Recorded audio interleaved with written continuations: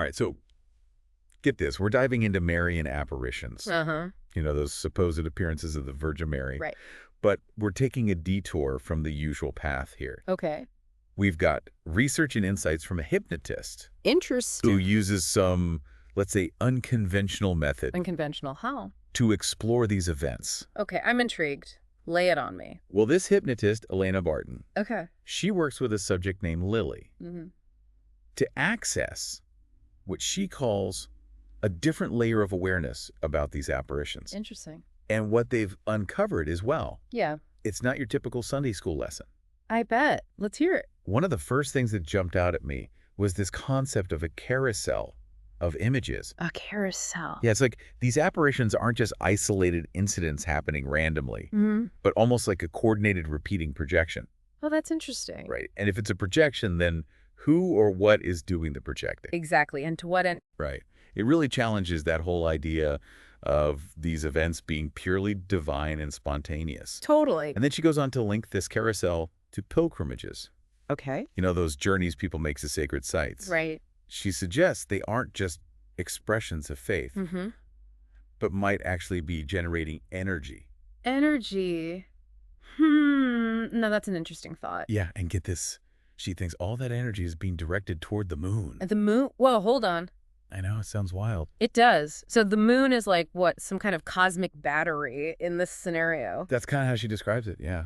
Like a transformer or energy container? So what kind of energy are we talking about here? That's a great question. And what is it being used for? It really makes you wonder what's going on behind the scenes. Definitely. And then she takes it a step further. Oh, there's more. She differentiates between apparitions that just involve an appearance Okay. and those that involve Mary delivering a message. Interesting distinction. And with the latter, she gets into some really unsettling territory. Okay, I'm listening. She believes those messages could be accompanied by what she calls implants. Implants. Like, what do you mean? It suggests these apparitions might not be benign visitations at all, Oh, boy. but could be a way to influence people's beliefs and even manipulate their energy fields. No, that's a twist I didn't see coming. Right. It's a whole different take on divine intervention. That's putting it mildly. Okay, and this is where I really started to get chills. Oh, boy. She brings up the possibility of a draconian entity being behind these apparitions. A draconian entity? You mean like a malevolent force? That's what she's suggesting. It takes the whole concept to a whole other level of disturbing. It definitely does. So what are these entities up to? Well, that's where it gets even more complex. Okay. She suggests that these entities, if they exist, Right. could be engaging in something called DNA harvesting, DNA harvesting. specifically targeting what she refers to as etheric DNA. Etheric DNA. Now, that's a new one for me. What is that exactly? Now, it's not exactly a household term. From what I gathered, it seems to refer to a subtle energy body or blueprint associated with our physical DNA. So like an energetic double of our DNA? Yeah, something like that. But what do these entities want with it? That's the big question, isn't it? It is. And this is where things take an even darker turn. Go on. The hypnotist had a vision, a chilling one. Incubation and gestation. Incubation and gestation. Like they're growing something. Yeah, it's like they're collecting this etheric DNA for some grand unknown scheme. That's a creepy thought. Like humanity is part of some cosmic experiment we don't even know about. That's exactly what it sounds like. So not only are these entities potentially manipulating individuals, Right. but they could be messing with humanity as a whole. And it doesn't stop there. Oh, there's more. She also claims that these apparitions are impacting the collective consciousness. The collective consciousness. Okay, how so? It's like she's saying they're contributing to feelings of guilt and inadequacy and a need for external salvation. Wow. So instead of empowering people, They're making them more dependent and easily manipulated, that's the implication. which is pretty disturbing when you think about it. It really makes you wonder about the true intention behind these events. And who or what might benefit from keeping humans in a state of spiritual dependence? So we've got a potentially malevolent entity harvesting DNA, manipulating our energy, messing with our collective consciousness. This is getting intense. Where does it go from here? Does it just keep escalating? Well, the hypnotist envisions a couple of scenarios. Lay them on me. One is that this maybe even intensifies, Okay. with the moon playing a key role in amplifying these energies and manipulations. The other, and this is where it gets interesting, Yeah. is that the whole thing collapses. Collapses. You mean like the apparitions just stop? That's what she's suggesting. But She how? thinks it's tied to belief. Belief. As traditional religion loses influence, as people become more skeptical and questioning, Mm, the energy feeding these apparitions could diminish. So it's like they need our belief to sustain themselves. exactly. In a weird way, our growing skepticism could be our salvation. That's both hopeful and terrifying at the same time. Definitely a paradox. But before we get too optimistic, Okay. let's dive into what she says happens to those who actually witness these apparitions. Right. She has some pretty disturbing ideas about the pituitary gland The pituitary gland. and its vulnerability during these events. I'm all ears. This is where she brings up petrification. Petrification. Like they're turned to stone. Not literally, but almost. It's like people go into a trance state Okay. that prevents them from questioning what they're seeing. So their critical thinking gets switched off. Exactly. Making them more susceptible to suggestion and manipulation. Which is especially chilling when you consider how this could be exploited by technology. Technology, wait, how does that fit in? This is where the hypnotist's insights take a truly modern turn. Okay. She suggests that AI and social media are being used to manipulate these experiences. Your kid? Nope. It's like they're creating a mass memory of events, even if people weren't physically present. So not only are they potentially messing with our minds and energy directly, Right. but now they're using technology to manipulate our perceptions of reality on a mass scale. It's a concerning prospect, for sure. This is getting downright scary. It does make you wonder how much of what we experience, even in the spiritual realm, is genuine versus manufactured. No kidding. But the hypnotist doesn't stop there. There's more. She also suggests that those miracles associated with Marian apparitions Yeah. might be a form of manipulation too. You mean like those stories of people being healed? Exactly. She's saying those aren't real. Well, she doesn't necessarily say that, Okay. but she suggests that by relying on these external forces for healing, people might be missing out on their own inherent power. So it's not just about the manipulation itself, Right. but the deeper implications of relying on external forces for our well-being and spiritual growth. Exactly. And get ready because we're about to go even deeper down this rabbit hole. Oh boy, I can't wait. The hypnotist has some disturbing insights about the role of blood sacrifice in all of this. Okay, this is where it gets really intense. It does. She suggests that blood sacrifices, both literal and metaphorical, are a source of energy for these entities. Blood sacrifices. Now that's a heavy concept. It is. And it's not entirely new. The idea of entities feeding off human suffering pops up in a lot of occult traditions. True. It makes you think about how much of the suffering endured in the name of religion could be unintentionally fueling something dark. It's a chilling thought. But isn't there a glimmer of hope in all of this? Maybe. She does mention that the declining influence of traditional religion is weakening these entities. She does, and it's a fascinating observation. As people become less reliant on traditional institutions, they may become less susceptible to mass manipulation. So it's like we're slowly breaking free from this web of control. That's one way to look at it, but knowing this hypnotist, I'm guessing there's a twist. There is, and it might surprise you. Okay, hit me with it. She suggests that Masonic rituals and symbolism are intertwined with these Marian apparitions. Masonic rituals. Now that's unexpected. I know, right? It points to a network of influence that goes far beyond the church. So it's not just about religion, Right. but a much broader system of control that's been operating for centuries. That's what she's implying. This is like a conspiracy theory come to life. It does, doesn't it? Yeah. And it gets even crazier from here. Oh, there's more. Buckle up. I'm ready for anything at this point. Hold on to your hats, because the hypnotist believes the moon is an artificial construct. Wait, what? The moon isn't real. That's what she's saying. I need a minute to process this. It's a mind-blowing claim, I know. So if the moon is artificial, who built it? Exactly. And what's its true purpose? And how does it fit into this whole tapestry of manipulation and energy harvesting? It's like we've stumbled onto some cosmic conspiracy thriller. It does, doesn't it? And this is just the beginning of our exploration. We've got a lot more to unpack, so get ready for part 2 of this mind-bending deep dive into the world of Marian apparitions. I can't wait. Makes you wonder just what we believe, don't you think? And how much of what we think is real is actually maybe like carefully constructed. For sure. Yeah. And speaking of carefully constructed, the hypnotist suggests those chosen to witness these apparitions aren't exactly random picks. Yeah. She describes 2 distinct types of individuals Okay. who play a role in this whole phenomenon. Okay. First, you have those who act as the conduit.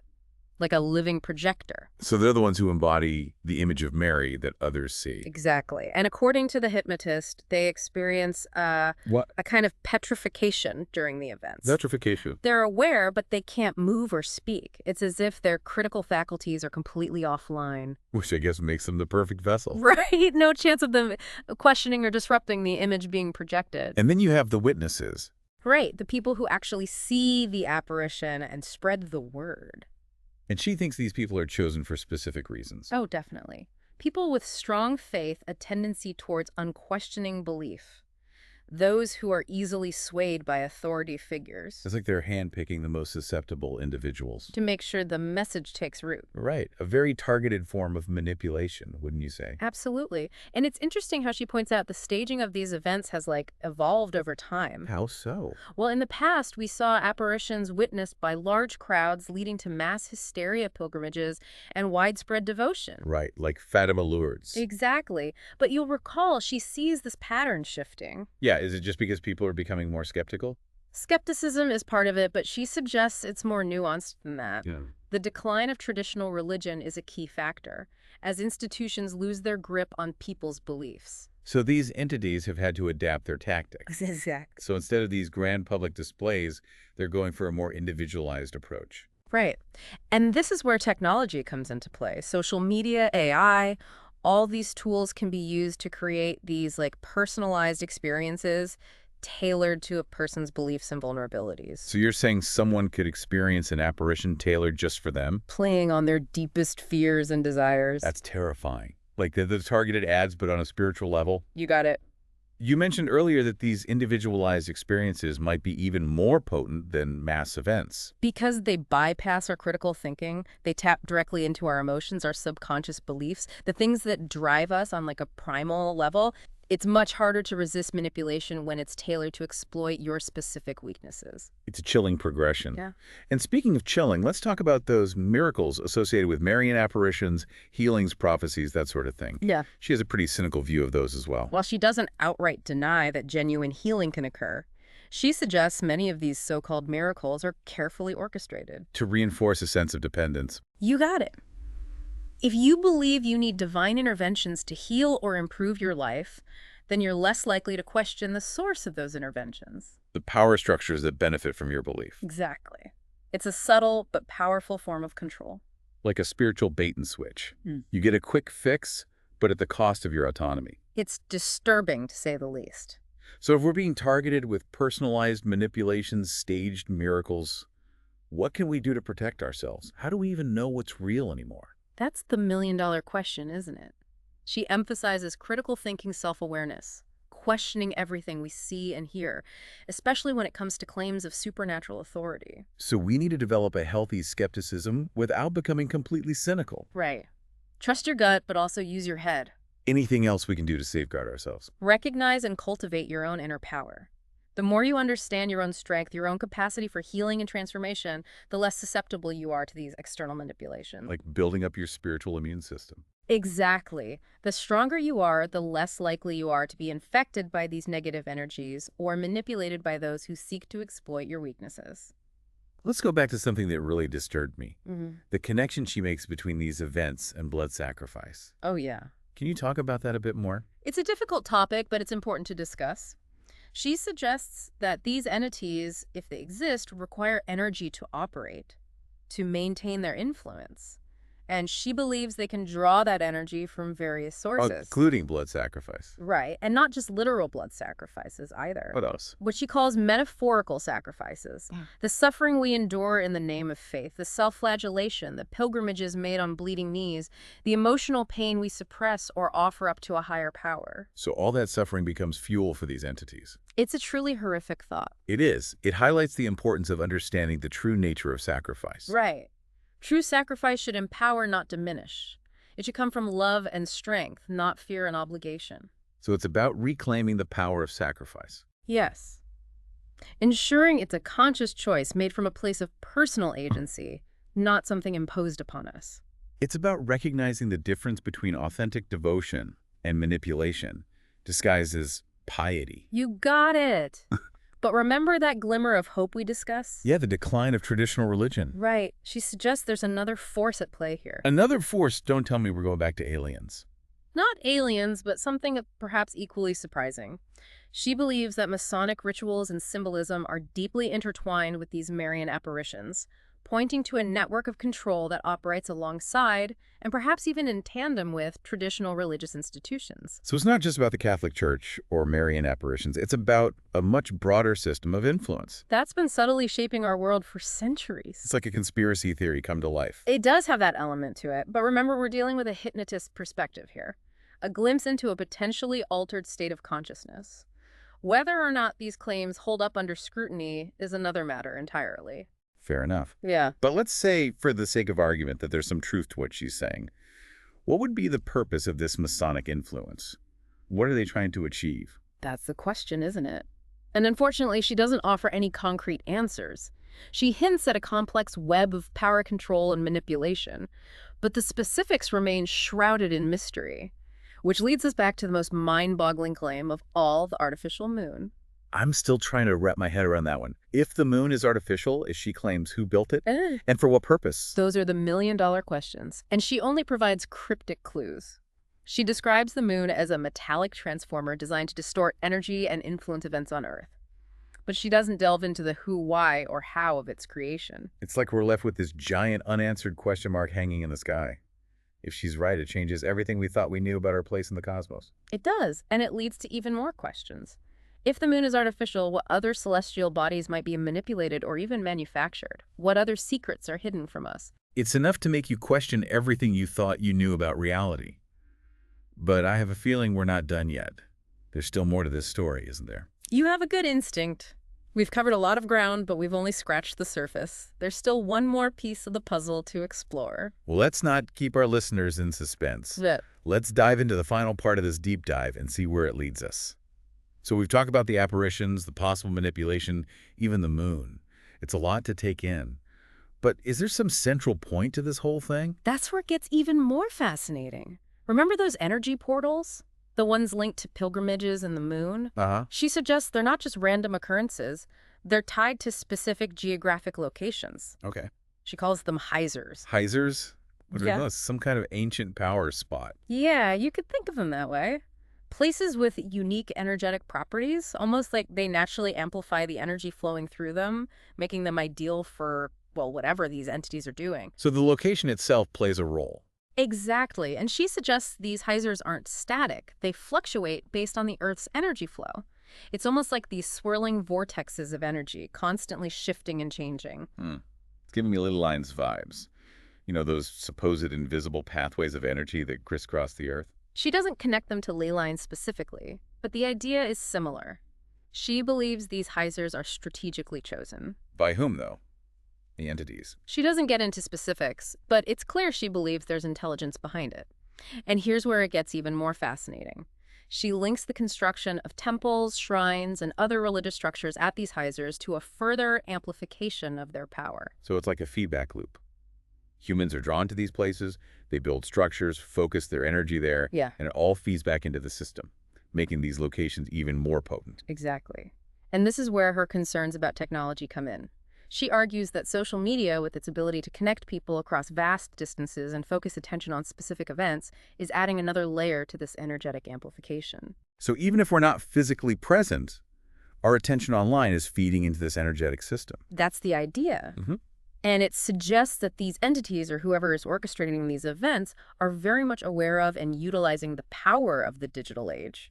So it's not just about ancient rituals and energy fields anymore. It's about the convergence of ancient beliefs with modern technology. A whole new level of manipulation and control. It's a scary thought. It makes you wonder how much of what we experience, even in the spiritual realm, is genuine versus manufactured. And how can we possibly discern the difference when the lines are becoming increasingly blurred? Right. It feels like we're caught in this web and we don't even know who's spinning it. So what can we do? Is there any way to break free from this manipulation, both in the physical world and in the virtual one? Well, any suggestions? She emphasizes self-awareness above all. The more we understand our own beliefs, our own vulnerabilities, the less susceptible we are to manipulation. So it's about knowing ourselves, knowing what triggers us, and recognizing when we're being played. Exactly. And it's also about cultivating a discerning mind. How do we do that? Question everything, especially information that comes from sources of authority, whether it's religious institutions, the media, or even seemingly harmless social media posts. So don't just blindly accept things. Yeah. Do your research, think critically, and trust your intuition. If something feels off, it probably is. Okay, got it. What else? And perhaps most importantly, remember, you have the power to choose. To choose what? What you believe, what you focus your attention on, how you engage with the world. So we can choose to align ourselves with forces that empower us, rather than those that seek to control us. You got it. It's about reclaiming your personal power, your spiritual autonomy. It's about recognizing that you are not a pawn in some cosmic game, but a co-creator of your own reality. That's a powerful message. It's not about fear or paranoia. It's about taking back control, about consciously shaping our own destinies. Exactly. And that begins with awareness, with recognizing the potential for manipulation and choosing to engage with the world from a place of informed discernment. This has been an incredibly insightful, if somewhat unsettling, deep dive. We've explored some pretty mind-bending concepts. What stands out to you as the most important takeaway? The reminder that we are not passive bystanders in this reality. We have agency. We have the power to choose, to question, to create. And the more we exercise that power, the less susceptible we are to manipulation, whether it comes from external forces or our own internal biases. It's a call to action, a reminder to be vigilant, discerning, and most importantly, to trust ourselves. For our listeners, if this deep dive has sparked your curiosity, if it's left you with more questions than answers, that's a good thing. Keep exploring, keep questioning, and keep seeking your own truth. Because the journey of discovery is never ending. And the more we learn, the more we realize how much there still is to uncover. And on that note, we'll wrap up this deep dive into the mysteries of Marian apparitions and the hidden forces that might be shaping our reality. Thanks for listening, and until next time, stay curious, stay skeptical, and keep looking up.